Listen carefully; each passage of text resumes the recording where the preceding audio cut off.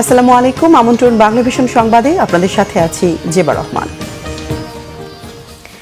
ত্রয়োদশ জাতীয় সংসদ নির্বাচনে এখন পর্যন্ত প্রাপ্ত ফলাফলে 2 শতাধিক আসনে নিরঙ্কুশ সংখ্যাগরিষ্ঠতায় বিএনপি। ঢাকা ও বগুড়ার 2টি আসনে জিতেছেন দলের চেয়ারম্যান তারেক রহমান। বিজয় উদযাপন না করে আজ বাদ-জুমা দোয়া অনুষ্ঠান করবে বিএনপি। এদিকে ঢাকা 15 আসনে জয়ী হয়েছেন জামাতের আমির ডাক্তার শফিকুর রহমান। বিভিন্ন আসনে হেরে গেছেন গোলাম পরওয়ার, হামিদুর রহমান আজাদ, শিশির মনির সহ জামাতের হেভিওয়েট প্রার্থীরা। তবে বিজয়ীর তালিকায় আছেন দলটির নতুন আরেক প্রার্থী। জিতেছেন স্বতন্ত্র প্রার্থী রুমিন ফারহানা ও এনসিপির নাহিদ ইসলাম, হান্নান মাসুদ, হাসনাত আবদুল্লাহ, আখতার হোসেন। আরও জানাচ্ছেন সিরাজুম মুনির শুভ। বৃহস্পতিবার দিনভর ভোটগ্রহণ শেষে সামান্য বিরতি দিয়ে শুরু হয় গণনা। রাত 9টার পর দেশের বিভিন্ন স্থান থেকে একে একে আসতে থাকে ফলাফল। ভোট গণনায় এখন পর্যন্ত বেশিরভাগ আসনেই বিজয়ী বিএনপি। ঢাকা ও বগুড়ার 2 আসনেই জয় পেয়েছেন বিএনপি চেয়ারম্যান তারেক রহমান। ঠাকুরগাঁও 4 আসনে জয়ী হয়েছেন মির্জা ফখরুল। ঢাকা 6 আসনে জয় পেয়েছেন ইশরাক হোসেন। ঢাকা 8-এ জয়ী বিএনপির মির্জা আব্বাস। ঢাকা 2 আসনে জয় হয়েছে আমানুল্লাহ আমানের। ঢাকা 13 আসনের জামায়াতে ইসলামী সমর্থিত 11 দলীয় ঐক্যের প্রার্থী মাওলানা মামুনুল হককে হারিয়ে জয়ী হয়েছেন বিএনপির ববি হাজ্জাজ। পঞ্চগড় 1 আসনে বিএনপির নওশাদ জমির ও পঞ্চগড় 2 আসনে ফরহাদ হোসেন বেসরকারিভাবে নির্বাচিত হয়েছেন। খুলনা 5 আসনে হেরে গেছেন জামায়াতে ইসলামীর সেক্রেটারি জেনারেল মিয়া গোলাম পরওয়ার। কক্সবাজার 2 আসন থেকে হেরেছেন হামিদুর রহমান আজাদ।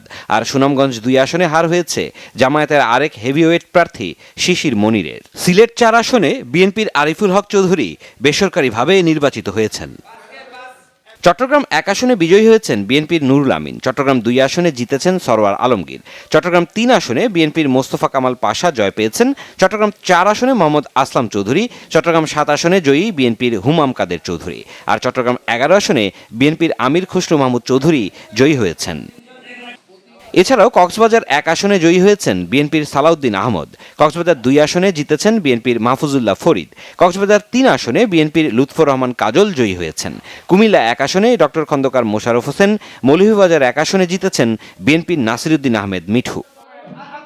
নরসিংদী 1 আসন থেকে বিপুল ভোটের ব্যবধানে নির্বাচিত হয়েছেন বিএনপির যুগ্ম মহাসচিব খায়রুল কবির খোকন।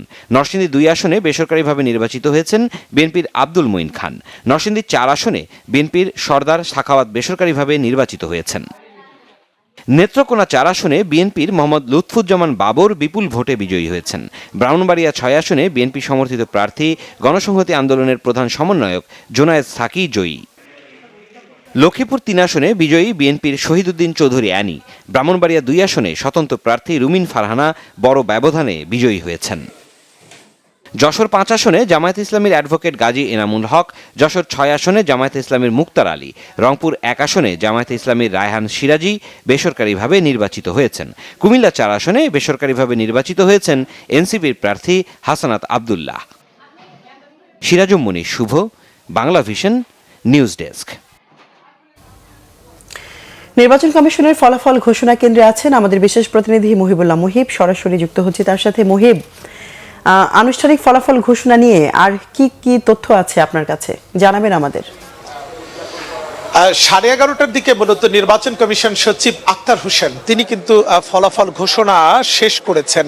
ফলাফল বলতে কোন দল কোন জোট কত আসন পেয়েছে সেটি আনুষ্ঠানিকভাবে জুমার নামাজের পর এটি জানাবেন নির্বাচন কমিশনার, এবং সেজন্য আমরা গণমাধ্যম কর্মীরা অপেক্ষা করছি। তবে 299টি আসনের মধ্যে বিশেষ করে 296টি আসনে কোন আসনের কোন কেন্দ্রে কে কত ভোট পেয়েছে, একেবারে যারাই এই নির্বাচনে পার্টিসিপেট করেছে, অংশগ্রহণ করেছেন, প্রত্যেক প্রার্থীর প্রাপ্ত ভোটের সংখ্যা মূলত বর্ণনা করেছেন। সেখানে কে বিজয়ী হয়েছে সেটি কিন্তু আসলে আনুষ্ঠানিকভাবে এটি নির্বাচন কমিশন থেকে বলা হয়নি, এবং এটি বলা হচ্ছে যে এটি আনুষ্ঠানিকভাবে হয়তো আমরা কিছুক্ষণ পরে জানতে পারবো। এবং আপনাকে জানিয়ে রাখি যে এই শেষ যে ব্রিফিংটি ছিল সেখানে কমিশনের পক্ষ থেকে দেশবাসীকে ধন্যবাদ জানানো হয়েছে। একই সঙ্গে এই নির্বাচনের কাজে যারা সংশ্লিষ্ট ছিলেন তাদের প্রতি কৃতজ্ঞতা জানানো হয়েছে। সবশেষ আল্লাহর উপরেও কৃতজ্ঞতা জানানো হয়েছে যে কোনো ধরনের রক্তপাত বা সহিংসতা বা প্রাণহানি ছাড়াই সুষ্ঠুভাবে এবং প্রত্যাশিত যেই ভোট সেটি সম্পন্ন হয়েছে। এবং নির্বাচন কমিশন থেকে এটিও বলা হয়েছে যে গত কয়েকটি নির্বাচন, বিশেষ করে 2014, 18 এবং 24-এ যে ধরনের নির্বাচনে দেশের মানুষ দেখেছিল তাতে ভোটের প্রতি যে বিমুখতা সেটি কিন্তু চলে এসেছিল বাংলাদেশের মানুষের প্রতি, এবং এবারই দীর্ঘদিন পরে হলেও মানুষ তার পছন্দের প্রার্থীকে নির্বিঘ্নে নির্ভয়ে ভোট প্রয়োগ করতে পেরেছে। আপনাকে একটি বিষয় জানিয়ে রাখি যে 300টি আসনের মধ্যে 299টি আসনে ভোট হয়েছে। একটি আসনে একজন প্রার্থীর মৃত্যুর কারণে সেখানে নির্বাচন অনুষ্ঠান হয়নি, এবং এই প্রার্থীর মৃত্যুটা হয়েছিল নির্বাচন শিডিউল ঘোষণার পরে, এবং সে কারণেই সেখানে ভোট গ্রহণ স্থগিত ছিল। আর 3টি আসনে, বিশেষ করে এটি হচ্ছে শেরপুর 2, চট্টগ্রাম 2 এবং চট্টগ্রাম 4, এই 3টি আসনের ফলাফল স্থগিত রাখা হয়েছে আদালতের নির্দেশ অনুসারে। এবং আদালতের নির্দেশনাটা ঠিক এরকম ছিল যে তারা নির্বাচনে অংশগ্রহণ করতে পারবে, মামলা নিষ্পত্তি না হওয়া পর্যন্ত ফলাফল প্রকাশ করা যাবে না। আমি একটু বলে রাখি যে চট্টগ্রাম 4 আসনে বিশেষ করে বিএনপি মনোনীত প্রার্থী আসলাম চৌধুরী, তার সম্পর্কে ইসির থেকে বলা হয়েছে যে আপিল বিভাগে দায়েরকৃত সিপিএল নং 441/224 এরকম একটি রিট পিটিশনের কারণে এই এলাকার যে অর্থাৎ 281 চট্টগ্রাম 4 আসনের প্রার্থী আসলাম চৌধুরী নির্বাচনে প্রতিদ্বন্দ্বিতা করতে পারবেন, কিন্তু ওই মামলাটি চূড়ান্ত নিষ্পত্তি না হওয়া পর্যন্ত তার ফলাফল প্রকাশ স্থগিত রাখার আইনগত বাধ্যবাধকতা থাকায় মূলত নির্বাচন কমিশন ফলাফল প্রকাশ স্থগিত রেখেছে। একইভাবে চট্টগ্রাম 2 আসনে যেখানে সরোয়ার আলমগীর বিএনপির মনোনীত প্রার্থী, আমরা যেটি জেনেছি যে তারা ভোটে এগিয়ে আছেন, এই কারণেই নামগুলো বলছি, এবং সেই 2 আসনেও কিন্তু একই ধরনের মামলা থাকায় একটি রিট পিটিশনের প্রেক্ষিতে তাদেরকে নির্বাচনে অংশ নেওয়ার সুযোগ দেওয়া হয়েছিল, কিন্তু চূড়ান্ত নিষ্পত্তি না হওয়া পর্যন্ত ফলাফল নির্বাচন কমিশন প্রকাশ করবে না, এবং নির্বাচন কমিশন অপেক্ষায় থাকবে যে আসলে আদালত কি ধরনের নির্দেশনা আসে। আরেকটি হলো শেরপুর 2, এই আসনেও মূলত মোহাম্মদ ফাহিম চৌধুরী, তিনিও একটি রিট পিটিশনের প্রেক্ষিতে এই নির্বাচনে অংশ নিয়েছিলেন, কিন্তু তার ফলাফল প্রকাশের জন্য আদালতের চূড়ান্ত যেই সিদ্ধান্ত সেটির জন্য অপেক্ষা করতে হবে। আরেকটি বিষয় আপনাকে জানিয়ে রাখি যে বেশ কয়েকটি আসন নিয়ে রাতভর জল্পনা কল্পনা ছিল, এবং আপনি নিশ্চয়ই জানেন যে রাত 4টার দিকেও জামাতের একটি প্রতিনিধি দল এখানে এসেছিল, বিশেষ করে ঢাকার 17 আসন নিয়ে তারা ফলাফল নিয়ে দীর্ঘায়িত করার একটি অভিযোগ করেছিলেন, এবং তারপরে কিন্তু সেই ফলাফলগুলো কমিশনে এসে পৌঁছেছে। আমি যদি কয়েকটি ফলাফল ঢাকার বিশেষ করে আপনাকে জানাতে চাই, আপনার মাধ্যমে দর্শকের উদ্দেশ্যে জানাতে চাই, বিশেষ করে ঢাকা 4-এ সৈয়দ জয়নুল আবেদিন তিনি দাঁড়িপাল্লা প্রতীকে জয়লাভ করেছেন। ঢাকা 5-এ মোহাম্মদ হোসেন দাঁড়িপাল্লা প্রতীকে জয়লাভ করেছেন, এবং ঢাকা 6-এ জনাব ইশরাক হোসেন তিনি ধানের শীষ প্রতীক নিয়ে বিজয়ী হয়েছেন। এরপরে ঢাকা 7-এ হামিদুর রহমান তিনিও ধানের শীষ প্রতীক নিয়ে বিজয়ী হয়েছেন। ঢাকা 8-এ মির্জা আব্বাস তিনিও বিএনপি মনোনীত প্রার্থী এবং বিএনপির স্থায়ী কমিটির সদস্য, তিনিও কিন্তু ধানের শীষ প্রতীক নিয়ে বিজয়ী হয়েছেন। এছাড়াও ঢাকা 9 হাবিবুর রশিদ তিনিও ধানের শীষ প্রতীক নিয়ে বিজয়ী হয়েছেন। ঢাকা 11 আসনে আপনি নিশ্চয়ই জানেন যে এনসিপির যিনি আহ্বায়ক বা সভাপতি নাহিদ ইসলাম, এবং জুলাই গণঅভ্যুত্থানের সম্মুখ সারির একজন নেতা এবং অগ্রসেনানী বললেই চলে, সেই নাহিদ ইসলাম যিনি এই অন্তর্বর্তী সরকারের একজন উপদেষ্টা হিসেবেও দীর্ঘদিন ধরে দায়িত্ব পালন করেছেন, এবং নির্বাচনে অংশগ্রহণ করার জন্যই তিনি উপদেষ্টা পদ থেকে পদত্যাগ করেছিলেন। তিনি ঢাকা 11 আসন থেকে শাপলাকলিতে তিনি বিজয়ী হয়েছেন। এছাড়া ঢাকা 14 আসনে মীর আহমেদ বিন কাশেম যিনি দাঁড়িপাল্লা প্রতীক নিয়ে নির্বাচিত হয়েছেন, তিনি দীর্ঘদিন ধরে আয়নাঘরে গুম ছিলেন, প্রায় 8 বছরেরও বেশি সময় ধরে। 5 আগস্টের অভ্যুত্থানের পর তিনি কিন্তু আসলে সেই আয়নাঘর থেকে কোনো মতে জীবন নিয়ে ফিরে এসেছিলেন, এবং তিনিও জয়লাভ করেছেন। এছাড়া ঢাকা 17 আসনে বিএনপি চেয়ারম্যান তারেক রহমান তিনিও কিন্তু জয়লাভ করেছেন এই আসন থেকে। ঢাকা 18 আসনে এস.এম. জাহাঙ্গীর তিনি ধানের শীষ প্রতীক নিয়ে বিজয়ী হয়েছেন। এছাড়া ঢাকা 10 রবিউল ইসলাম রবি তিনি ধানের শীষ প্রতীকে বিজয়ী হয়েছেন। এছাড়া ঢাকা 12 আসনে সাইফুল আলম যিনি দাঁড়িপাল্লা প্রতীক নিয়ে বিজয়ী হয়েছেন। এছাড়াও আরও একজন ঢাকা 16 আসন থেকে আব্দুল বাতেন যিনি দাঁড়িপাল্লা প্রতীক নিয়ে বিজয়ী হয়েছেন। আরেকটি আসন যেটি আপনাকে বলতে চাই সেটি হচ্ছে ঢাকা 15, সেখানে জামাতের যিনি আমির ডাক্তার শফিকুর রহমান, তিনিও কিন্তু নানা জল্পনা কল্পনা শেষে তিনিও কিন্তু দাঁড়িপাল্লা প্রতীকে বিজয়ী হয়েছেন। তো এরকম সবগুলো আসনের ফলাফলই ইতিমধ্যে প্রকাশ হয়েছে। কোন দল বা কোন জোট কতগুলো আসন পেয়েছে সেগুলি জানার জন্য আমাদের পরবর্তী ব্রিফিং পর্যন্ত অপেক্ষা করতে হবে। যেবা আমি এখানে আছি, পরবর্তীতে দর্শকের উদ্দেশ্যে আপনার মাধ্যমে আবারও আমি এখানকার বিস্তারিত তথ্য জানিয়ে দেব। যেবা, মুহিব, ধন্যবাদ আপনাকে, প্রয়োজনে আবারও যোগাযোগ করব। অবাধ, সুষ্ঠু, শান্তিপূর্ণ নির্বাচনের মাধ্যমে 2/3 সংখ্যাগরিষ্ঠতা অর্জন করায় জনগণের প্রতি কৃতজ্ঞতা জানিয়েছেন বিএনপি স্থায়ী কমিটির সদস্য নজরুল ইসলাম খান। তিনি বলেন, অতীতের যে কোনো সময়ের তুলনায় এই নির্বাচন মোটামুটি ভালো হয়েছে, তবে বিএনপি সবগুলো আসনেই জয়ের ব্যাপারে আশাবাদী তিনি। তবে আগামীতে দল আরো শক্তিশালী করতে কাজ করা হবে বলেও জানান। সকালে নির্বাচন কমিশনে যান নজরুল ইসলাম খানের নেতৃত্বে বিএনপির একটি প্রতিনিধি দল। পরে সাংবাদিকদের সাথে কথা বলেন তিনি। জানান, নির্বাচন কমিশন থেকে সরাসরি ফলাফল জানতেই তারা কমিশনে এসেছেন। নির্বাচন নিয়ে বিস্তারিত বিষয়ে দলের চেয়ারম্যান কথা বলবেন বলেও জানান বিএনপির স্থায়ী কমিটির সদস্য। এক প্রশ্নের উত্তরে তিনি বলেন, তারেক রহমানের নেতৃত্বে ভবিষ্যতে ভারত সহ অন্যান্য দেশের সাথে বাংলাদেশের সম্পর্ক আরো জোরদার করা হবে।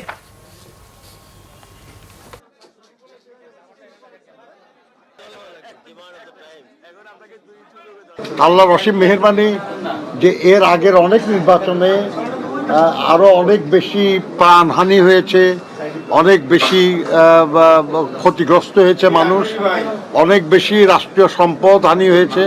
এবার আল্লাহর অসীম মেহেরবানিতে তেমন কিছু হয় নাই। এটা খুব গুরুত্বপূর্ণ বিষয়। তবে দীর্ঘদিন ভোট না দিতে দিতে ভোট না দেওয়ার যে একটা সংস্কৃতি আমাদের জনগণের মধ্যে গড়ে উঠেছিল, সেটা পুরাটা আমরা ফিরিয়ে আনতে পারি নাই।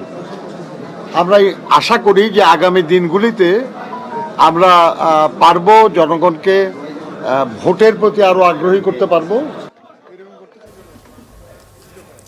ত্রয়োদশ জাতীয় সংসদ নির্বাচনে ঐতিহাসিক বিজয়ের জন্য বিএনপির চেয়ারম্যান তারেক রহমানকে শুভেচ্ছা জানিয়েছেন ভারতের প্রধানমন্ত্রী নরেন্দ্র মোদী, পাকিস্তানের প্রেসিডেন্ট আসিফ আলী জারদারি ও প্রধানমন্ত্রী শেহবাজ শরীফ। শুভেচ্ছা জানিয়েছে মার্কিন ও চীন দূতাবাসও। সকালে সামাজিক মাধ্যম এক্সের এক পোস্টে মোদী বলেন, বাংলাদেশের সংসদ নির্বাচনে বিএনপিকে বিপুল বিজয়ের নেতৃত্ব দেয়ায় তারেক রহমানকে উষ্ণ অভিনন্দন। একটি গণতান্ত্রিক ও প্রগতিশীল বাংলাদেশের সমর্থনে ভারত সবসময় পাশে থাকবে। দুই দেশের মধ্যে বহুমুখী সম্পর্ক জোরদার করতে এবং সাধারণ উন্নয়ন লক্ষ্য অর্জনে বাংলাদেশের নতুন সরকারের সাথে কাজ করার জন্য উৎসুক হয়ে আছেন বলে জানান নরেন্দ্র মোদী। নির্বাচনে বিএনপির বিজয়ে তারেক রহমানকে অভিনন্দন জানিয়েছেন পাকিস্তানের প্রধানমন্ত্রী প্রেসিডেন্ট আসিফ আলী জারদারি ও শাহবাজ শরীফ। সামাজিক মাধ্যম এক্সের এক পোস্টে তারেক রহমান ও বিএনপিকে বিজয়ের জন্য শুভেচ্ছা জানান পাকিস্তানের প্রধানমন্ত্রী। আর তারেক রহমানকে অভিনন্দন জানিয়ে বাংলাদেশের সাথে সম্পর্ক জোরদারের প্রত্যাশা জানিয়েছেন পাকিস্তানের প্রেসিডেন্ট। ঐতিহাসিক বিজয়ের জন্য তারেক রহমানকে অভিনন্দন জানিয়েছে যুক্তরাষ্ট্র ও চীন। ঢাকার মার্কিন ও চীনা দূতাবাসের সামাজিক মাধ্যমের পোস্টে বলা হয়েছে, একটি সফল নির্বাচন আয়োজনের জন্য বাংলাদেশের জনগণকে অভিনন্দন। পোস্টে তারেক রহমানের সঙ্গে কাজে আগ্রহ প্রকাশ করেছে ওয়াশিংটন ও বেইজিং। গুলশানে বিএনপির নির্বাচন পরিচালনা কমিটির কার্যালয়ে আছেন চিফ রিপোর্টার জাহাঙ্গীর আকন্দ। চলে যাচ্ছি সেখানে। জাহাঙ্গীর, নির্বাচনের ফলাফল নিয়ে বিএনপির নির্বাচন পরিচালনা কমিটির কি বলছে, আর এ নিয়ে কি কি তথ্য আছে আপনার কাছে? যেবা নির্বাচনের ভূমিধস জয়ের পর বিএনপির পক্ষ থেকে স্পষ্ট বলা হয়েছে কোনো ধরনের আপনার মিছিল কিংবা আনন্দ উৎসব এগুলি করা যাবে না, সেই নির্দেশনা নেতাকর্মীদের দেওয়া হয়েছে। কিন্তু তারপর আমরা কিছু দেখেছি, সকাল থেকেই বিএনপির গুলশান কার্যালয়ের সামনে নেতাকর্মীরা এসেছেন, কারণ দীর্ঘ 17 বছর পর একটি অবাধ, সুষ্ঠু, নিরপেক্ষ নির্বাচনের মাধ্যমে বিএনপি একটি ভূমিধস জয় পেয়েছে। তারা সেখানে আসছেন, তারা সেখানে অপেক্ষা করছেন তাদের প্রিয় নেতা তারেক রহমানের জন্য, যিনি আগামীর বাংলাদেশের প্রধানমন্ত্রী। এবং আমরা কিছুক্ষণ আগে তারেক রহমানের বাসভবন গিয়েছিলাম, সেখান থেকে অপেক্ষা ছিল গণমাধ্যম কর্মীরা কখন তিনি বের হবেন। কিছুক্ষণ আগে তিনি বের হয়ে নেভি হেডকোয়ার্টার মসজিদে এসেছেন জুমার নামাজ আদায় করতে। এবং বিএনপির প্রেস উইং এর পক্ষ থেকে জানিয়েছেন যে তিনি নেভি হেডকোয়ার্টার যে মসজিদ রয়েছে সেই মসজিদে তিনি জুমার নামাজ আদায় করবেন।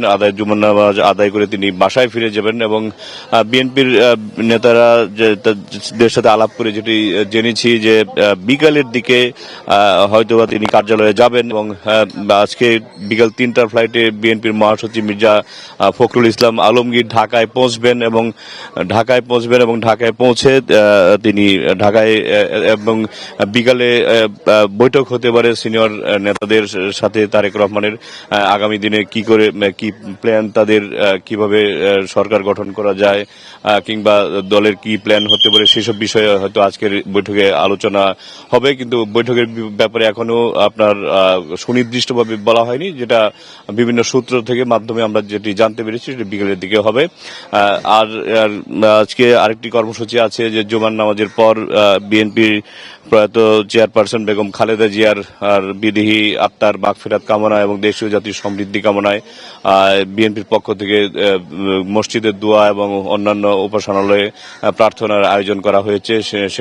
সেই দোয়া এবং প্রার্থনার সেই কর্মসূচিটি পালিত হবে এবং নেতাকর্মীরা আমরা গুলশান কার্যালয়ে নেতাকর্মীদের সাথে আলাপ করেছি যে এই যে দীর্ঘ 17 বছরের লড়াই সংগ্রামের পর যেই ভূমিধস বিজয়টি আসলে এখন বিএনপি নেতাকর্মীরা চান যে তারেক রহমানের নেতৃত্বে বাংলাদেশের স্থিতিশীলতা, গণতন্ত্র এবং আগামীর উন্নয়ন হবে এবং বাংলাদেশ আরো অনেক দূরে এগিয়ে যাবে, বাংলাদেশ গণতন্ত্রের পথে যাত্রা শুরু করবে এবং তারেক রহমান যেসব প্রতিশ্রুতি দিয়েছেন জনগণকে সেটি বাস্তবায়ন করবেন এবং বিএনপি জনগণের কল্যাণে কাজ করবে। তো এই সব নেতাকর্মীরা তাদের প্রত্যাশার কথাও জানিয়েছেন এবং যারা ত্যাগী, যারা বিগত দিনে গুম খুন নির্যাতনের শিকার হয়েছিলেন তাদেরকেও মূল্যায়ন করার কথা বলছেন নেতাকর্মীরা। তো তারা বলছেন যে তারেক রহমান বিশ্বে বিরল ব্যক্তিত্বে পরিণত হয়েছেন, যার পিতা শহীদ রাষ্ট্রপতি জিয়াউর রহমান এবং মাতা প্রধানমন্ত্রী,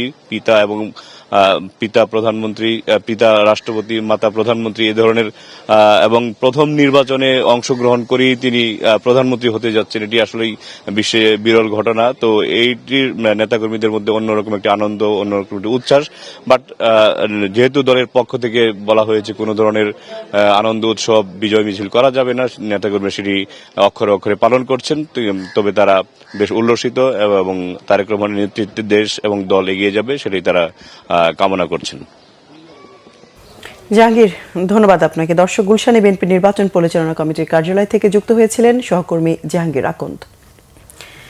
জুলাই সংস্কার বাস্তবায়নে বিএনপির অঙ্গীকারাবদ্ধ বলেছেন বিএনপির মহাসচিব মির্জা ফখরুল ইসলাম আলমগীর। ঠাকুরগাঁয়ের নিজ বাসভবনে সাংবাদিকদের সাথে মতবিনিময়ে তিনি এসব কথা বলেন। দলের দেয়া প্রতিশ্রুতি অনুযায়ী কাজগুলো পর্যায়ক্রমে করা হবে বলে জানান বিএনপির মহাসচিব। জামাতকে উগ্রবাদী হিসেবে আখ্যায়িত করে এর জন্য আওয়ামী লীগ দায়ী বলে অভিযোগ করেন তিনি। জনগণ আবারও সুষ্ঠু, সৎ ও কল্যাণমুখী রাজনীতির মধ্য দিয়ে সমস্ত অপপ্রবণতা রুখে দিতে সক্ষম বলে তিনি আশা প্রকাশ করেন। আমরা জুলাই সনদে যা যা সই করেছি সেগুলো আমরা সবগুলো পূরণ করব, প্রায়োরিটি আমরা করতে থাকবো ধীরে ধীরে পর্যায়ক্রমে। আমাদের যে কৃতজ্ঞতা আছে সেটাও আমরা পর্যায়ক্রমে আমরা আপনাদেরকে অবশ্যই আমরা কার্যকরী করব। আজকে যেটুকু উত্থান হয়েছে জামাত ইসলামের, that is because of Awami League, তাদের যে দমন পীড়নমূলক যে শাসন এবং বিরোধী দলকে ফাংশন করতে না দেওয়া, তাদেরকে ইলেকশন করতে না দেওয়া, যার ফলে আজকে এটা হয়েছে। বাট জনগণ তাদেরকে আবারও সুষ্ঠু, সৎ এবং কল্যাণমূলক রাজনীতির মধ্যে দিয়ে সমস্ত অপপ্রবণতাগুলোকে রুখে দিতে সক্ষম হবে।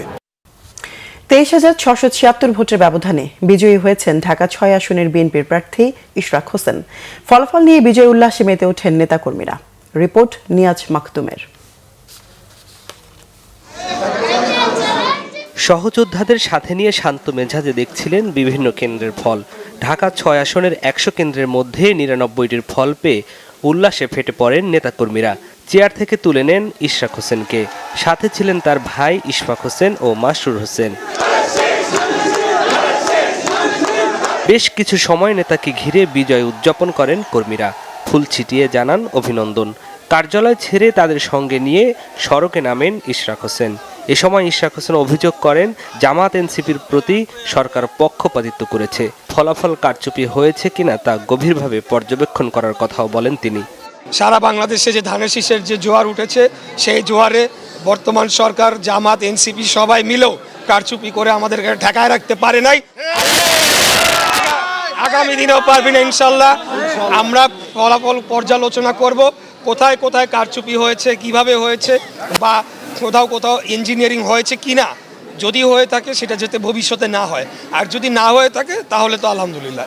এলাকার সমস্যা সমাধানে সুখে দুঃখে সবার পাশে থাকার প্রতিশ্রুতি পুনর্ব্যক্ত করেন ইশরাক হোসেন।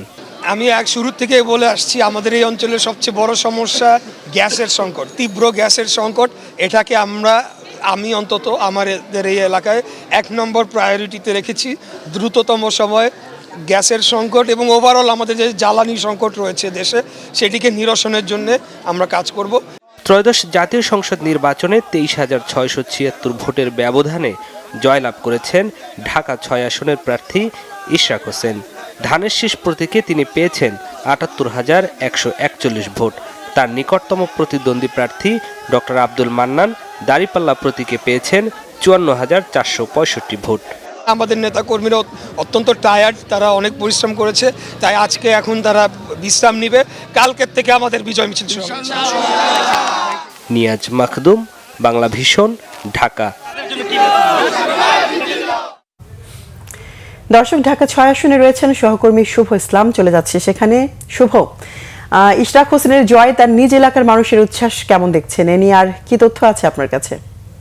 আমরা এই মুহূর্তে আছি ঢাকা 6 নির্বাচন এলাকায়। আমরা এখানে সকাল থেকেই আছি। বিশেষ করে আপনি জানেন যে দীর্ঘ প্রতীক্ষিত যে নির্বাচন, কাঙ্ক্ষিত যে নির্বাচন, সেই নির্বাচন গতকাল শেষ হয়েছে এবং ইতিমধ্যেই কিছুক্ষণ আগে আমরা যতটুকু জেনেছি যে ইসি থেকে নির্বাচনের যে সবশেষ ফলাফল সেটিও কিন্তু ঘোষণা করা হয়েছে। এবং আপনি জানেন যে ঢাকা 6-এ বিশেষ করে নির্বাচনী যে প্রতিশ্রুতিগুলো দিয়েছিলেন ইঞ্জিনিয়ার ইশরাক হোসেন, সেগুলো এখন বাস্তবে প্রতিফলনের সময়। কেননা আমরা সকাল থেকে অনেকের সাথেই কথা বলেছি যারা স্থানীয় এখানে ভোটাররা রয়েছিলেন, তারা বলছেন যে বিশেষ করে গ্যাস সমস্যা, রাস্তাঘাটের সমস্যা থেকে শুরু করে চিহ্নিত প্রায় 6 থেকে 7টি সমস্যাকে গুরুত্ব দিয়ে কিন্তু নির্বাচনে যে প্রতিশ্রুতি দিয়েছিলেন ইঞ্জিনিয়ার ইশরাক হোসেন, সেই প্রতিশ্রুতির বাস্তবায়ন তার। এর পাশাপাশি আপনাকে একটু তথ্য জানিয়ে রাখি, বিশেষ করে এখন পর্যন্ত 297টি আসনের আনুষ্ঠানিক ফল ঘোষণা করা হয়েছে, যার মধ্যে চট্টগ্রাম 2 এবং 4 আসনের যে ভোটের রেজাল্ট সেটিকে এখনো স্থগিত করে রাখা হয়েছে। নির্বাচন কমিশন জানিয়েছে 2 আসনের ফলাফল পরবর্তীতে ঘোষণা করা হবে। এইটি আগারগাঁওকে সকালে নির্বাচন কমিশন সচিবালয়ে ফল ঘোষণার যে সমাপনী বক্তব্য আমরা জানতে পেরেছি, এই বক্তব্যে এসব তথ্য জানিয়েছেন ইসি সচিব আক্তার আহমেদ। পরে তিনি জানিয়েছেন নির্ধারিত প্রক্রিয়া অনুসরণ করে মূলত 297টি আসনের ফলাফল আনুষ্ঠানিকভাবে ঘোষণা করা হয়েছে। বাকি 2 আসনের বিষয়ে প্রয়োজনীয় কার্যক্রম শেষে সিদ্ধান্ত নেবে কমিশন। ঘোষিত ফলাফলের মধ্য দিয়ে আনুষ্ঠানিক ফল ঘোষণার কার্যক্রমেরও যে সমাপ্তি হয়েছে সেটিও তিনি কিন্তু জানিয়েছেন এবং তার বক্তব্যে তিনি বলেছেন নির্বাচন সংশ্লিষ্ট যে সমস্ত সংশ্লিষ্ট কর্মকর্তারা রয়েছিলেন, আইন শৃঙ্খলা রক্ষাকারী বাহিনী, প্রশাসন, গণমাধ্যম কর্মী এবং সবার প্রতি তিনি কৃতজ্ঞতা জানিয়েছেন এবং তিনি বলেন সবার সহযোগিতা এবং ধৈর্যের মধ্য দিয়েই কিন্তু এই যে বহুল প্রতীক্ষিত যে নির্বাচন সেটি সুষ্ঠুভাবে সম্পন্ন হয়েছে। এছাড়া যে চট্টগ্রাম 2 এবং চট্টগ্রাম 4 আসনের ভোটের ফলাফল যে স্থগিত রাখা হয়েছে সেটির বিষয়ে নির্বাচন কমিশন থেকে কিন্তু 3টি পৃথক চিঠি জারি করা হয়েছিল। ওই চিঠিগুলোতে বলা হয় যে আদালতে মামলা চলমান থাকায় মূলত এসব আসনের ফলাফল ঘোষণা করা হয়নি। তবে এর মধ্যে শেরপুর 2 আসনের যে ফলাফল সেটি ঘোষণা করা হয়েছে, তবে এই আসনের গেজেট এখনো প্রকাশ না করার সিদ্ধান্ত নিয়েছে ইসি। তো এই মুহূর্তে আমি ঢাকা শহরে সকাল থেকে আছি, ভোটারদের সাথেও কথা হয়েছে এবং এখনো কথা বলছি। তবে নির্বাচনী কোনো উচ্ছ্বাস, এখন বড় ধরনের কোনো ধরনের আনন্দ মিছিল বা শোভাযাত্রা আমি যেটিই বলি না কেন সেটি এখনো হয়নি। মানুষজন যে আগামীকালকে রাতে ফলাফল অপেক্ষায় ছিল, ফলাফল পেয়ে তারা ঘুমে আজকে একটু সম্ভবত দেরিতে সবাই ঘুম থেকে উঠেছে এবং যে আনুষ্ঠানিক বিভিন্ন ধরনের প্রক্রিয়া সেটি হয়তো নামাজের পরে শুরু হতে পারে। এবং গতকালকে তারেক রহমানের যে বক্তব্য ছিল যে কোনো বড় ধরনের আনন্দ শোভাযাত্রা বা মিছিল কোনোটি হয়তো আজকেও হবে কিনা সে বিষয়েও স্পষ্ট নির্দেশনা নেই। কিন্তু জোহরের নামাজের সময় আপনি জানেন যে এখন নামাজ সম্ভবত শুরু হয়েছে, এখন নামাজের সময় বিশেষ দোয়া বা মোনাজাত হবে বলে আমরা জানতে পেরেছি। এবং আরেকটি বিষয় যদি আপনাদেরকে জানিয়ে রাখি যে এই নির্বাচনে মূলত মানে হেভিওয়েট যে সমস্ত প্রার্থীরা ছিল কিছু কিছু আসলে তারাও পরাজয় বরণ করেছেন, আবার পাশাপাশি কিছু কিছু কেন্দ্রে বিশেষ করে যেখানে হয়তো বিএনপির বিজয়ী লাভ করার কথা ছিল সেখানে জামাত বিজয়ী হয়েছে, আবার কিছু কিছু জায়গায় জামাতকে ছাপিয়ে বিএনপি কিন্তু বিজয় লাভ করেছে এবং এছাড়া এনসিপিও কিন্তু সাফল্য দেখিয়েছে মোটামুটি 5টি বা 6টি আসনে। তো এই মুহূর্তে আমার কাছে ঢাকা 6 থেকেই ছিল সর্বশেষ। পরবর্তীতে আমরা আবারও আপনাদেরকে এখানের পরবর্তী পরিস্থিতি জানার চেষ্টা করব। শুভ, ধন্যবাদ আপনাকে, বিস্তারিত জানালেন। দর্শক, ঢাকা 6 আসনের সর্বশেষ পরিস্থিতি জানলাম সহকর্মী শুভ ইসলামের কাছ থেকে। দেশের ইতিহাসে প্রথমবারের মতো এই নির্বাচনের সঙ্গে অনুষ্ঠিত হয়েছে গণভোটও। বৃহস্পতিবার সকাল থেকে বিকেল পর্যন্ত ভোট গ্রহণ শেষে শুক্রবার ভোর নাগাদ ঢাকা মহানগরীর 13টি আসনের বেসরকারি ফলাফল ঘোষণা করা হয়। মেজবার রহমানের রিপোর্ট।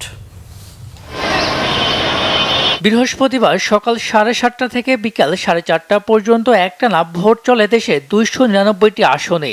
এবারে নির্বাচনের বিশেষ আকর্ষণ ছিল গণভোট। এদিকে ভোট গ্রহণ শেষে গণনা সম্পন্ন করে রাজধানীর 13টি আসনের বেসরকারি ফলাফল ঘোষণা করেন রিটার্নিং কর্মকর্তা শরাফুদ্দিন আহমেদ চৌধুরী। বৃহস্পতিবার রাত থেকে আংশিক ঘোষণা দেন ঢাকার বিভিন্ন আসনের ফলাফল। পরে মধ্যরাত থেকে রাজধানীর সংশ্লিষ্ট আসনসমূহের প্রাপ্ত ফলাফলের ভিত্তিতে বেসরকারিভাবে নির্বাচিত প্রার্থীদের নাম ঘোষণা করেন তিনি। ইশরাক হোসেন, বাংলাদেশ জাতীয়তাবাদী দল, ধানের শীষ প্রতীকে ৭৮,৮৫০। মোহাম্মদ আক্তার হোসেন, বাংলাদেশ মুসলিম লীগ, হারিকেন প্রতীকে ২৪৫। মোহাম্মদ আব্দুল মান্নান, বাংলাদেশ জামায়াত ইসলামী, দাঁড়িপাল্লা প্রতীকে ৫৫,৬৯৭। মোহাম্মদ ইউনুস আলী আকন্দ, বাংলাদেশ কংগ্রেস, ডাব প্রতীকে ৩১৯। মোহাম্মদ ফখরুল ইসলাম, গণ অধিকার পরিষদ, ট্রাক প্রতীকে ১৩৮। এ আসনে সর্বোচ্চ ভোট পেয়েছেন ইশরাক হোসেন, বাংলাদেশ জাতীয়তাবাদী দল, ধানের শীষ প্রতীকে ৭৮,৮৫০। নিকটতম প্রতিদ্বন্দ্বী মোহাম্মদ আব্দুল মান্নান, বাংলাদেশ জামায়াত ইসলামী, দাঁড়িপাল্লা প্রতীকে ৫৫,৬৯৭। এ সময় রাজধানীর 13টি আসনের ফলাফলের সঙ্গে প্রকাশ করেন প্রাপ্ত গণভোটের ফলাফলও। গণভোটে হা ভোটের পক্ষে ভোট পড়েছে ৯৩,৮৯৯ এবং নায়ের পক্ষে ভোট পড়েছে ৪০,৭০১। ১৭৮ ঢাকা ৫। এই আসনে হায়ের পক্ষে ভোট পড়েছে ১,৪৯,৯০৬টি। নায়ের পক্ষে ভোট পড়েছে ৪৫,০৭৯টি। দেশের ইতিহাসে প্রথমবার পোস্টাল ভোট অনুষ্ঠিত হয় প্রবাসী ভোটারদের মধ্যে ছিল বাড়তি আগ্রহ, যোগ করে বাড়তি উদ্দীপনাও। ৯৩। মেজবা রহমান, বাংলাদেশ, ঢাকা।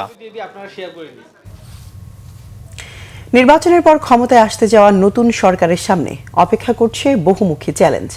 ব্যাংকিং খাতের ভঙ্গুর পরিস্থিতি ও প্রশাসনিক কাঠামোর দুর্বলতা সব মিলিয়ে গণতান্ত্রিক সরকার প্রথম দিন থেকেই কঠিন বাস্তবতার মুখোমুখি হবে, এমনটা মনে করছেন অর্থনীতি বিশ্লেষকরা। উচ্চ মূল্যস্ফীতির লাগাম টানার পাশাপাশি বিনিয়োগ ও কর্মসংস্থান বাড়ানো হবে সরকারের মূল চ্যালেঞ্জ। ব্যবসায়ীরাও বলছেন, জ্বালানি সংকটের চেয়েও নতুন সরকারের জন্য বড় চ্যালেঞ্জ হবে দেশের আইনশৃঙ্খলা পরিস্থিতি নিয়ন্ত্রণে আনা। বিস্তারিত জিয়াউল হক সবুজের রিপোর্টে। বছর দুয়েক ধরেই দেশের জনগণকে সবচেয়ে বেশি ভোগাচ্ছে উচ্চ মূল্যস্ফীতি। দুর্বল ব্যাংকগুলোর বারান্দায় ধর্ণা দিয়েও ফেরত পাচ্ছেন না জমানো টাকা। নতুন চাকরির সন্ধান তো দূরের কথা, গেল ১.৫ বছরে কাজ হারিয়েছেন অনেকে। অন্যদিকে গ্যাস বিদ্যুতের স্বল্পতায় শিল্প কারখানার উৎপাদন বাধাগ্রস্ত হওয়ার পাশাপাশি অনেক বাসাবাড়িতেও বন্ধ হয়েছে গ্যাসের চুলা। এমন নানা চাপের মধ্যেই আসছে নতুন গণতান্ত্রিক সরকার। এসব সংকটের মধ্যে নতুন সরকারের প্রথম চ্যালেঞ্জ মূল্যস্ফীতি নিয়ন্ত্রণ করা।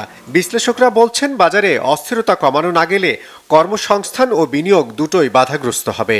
অনেক ধরনের সমস্যা, অভ্যন্তরীণ সম্পদ আহরণের সমস্যা, মূল্যস্ফীতি নামানোর সমস্যা, সামষ্টিক অর্থনৈতিক যে একটা স্থিতিশীলতা সেটাকে পুনরুদ্ধারের সমস্যা, বিভিন্নগুলোকে তাদের মোকাবেলা করতে হবে। গ্যাস বিদ্যুৎ এগুলোর জন্য তাদের একটা অবকাঠামোগত বিভিন্ন ধরনের প্রতিবন্ধকতা আছে, এগুলোকেও সামাল দিতে হবে।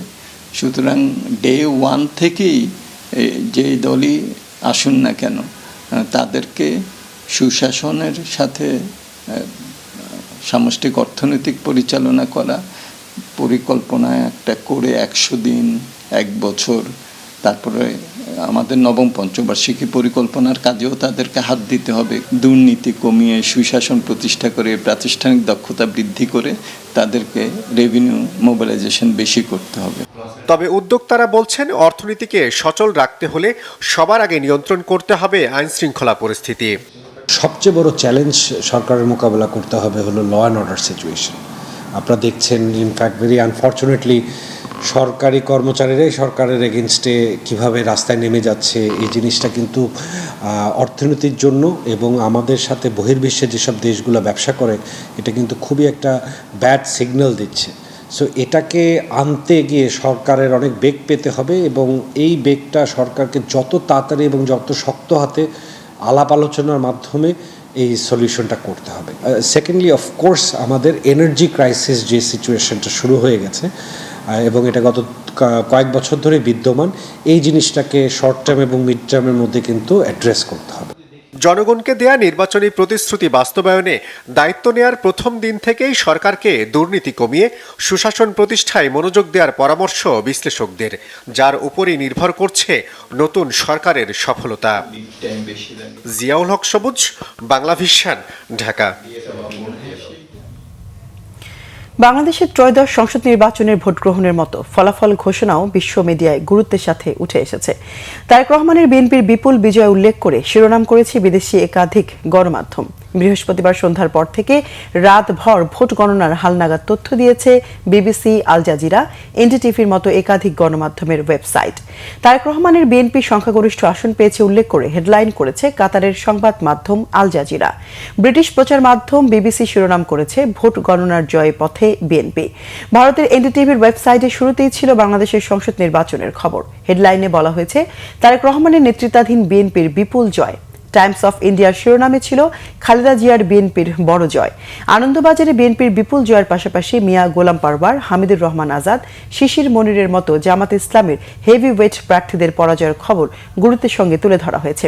তারেক রহমানকে ভবিষ্যৎ প্রধানমন্ত্রী উল্লেখ করে শিরোনাম করেছে ব্রিটিশ আরেকটি গণমাধ্যম রয়টার্স। এছাড়া যুক্তরাষ্ট্রের দ্য নিউ ইয়র্ক টাইমস, তুরস্কের আনাদুল সহ বিশ্ব গণমাধ্যমের এই নির্বাচনের পাশাপাশি 2024 সালে জুলাই মাসে ছাত্র জনতার অভ্যুত্থানের প্রেক্ষাপটও তুলে ধরা হয়েছে।